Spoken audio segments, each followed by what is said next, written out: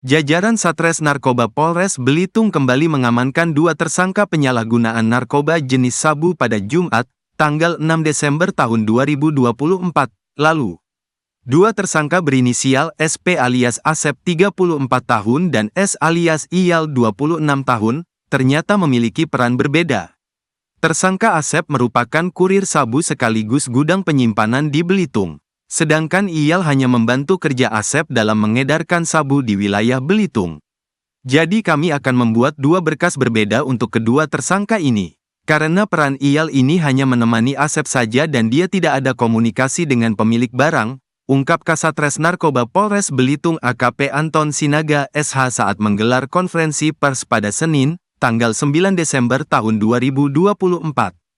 Ia menjelaskan, tersangka Asep memulai perannya sebagai kurir atau pelempar sabu pada Januari tahun 2024 lalu. Kemudian pada Juli tahun 2024, Asep ditawari pemilik barang menjadi tempat penyimpanan sabu di wilayah Belitung.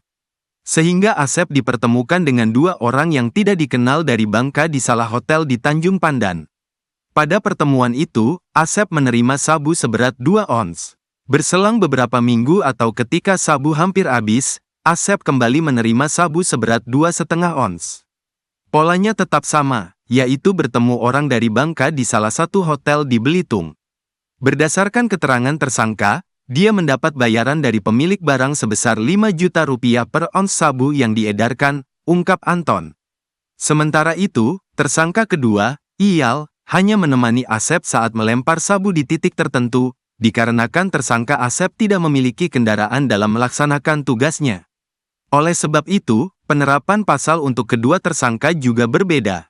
Tersangka Asep diancam pasal 114 ayat 2, Jungto pasal 132 ayat 1, pasal 112 ayat 2, Undang-Undang Nomor 35 Tahun 2009 tentang narkotika.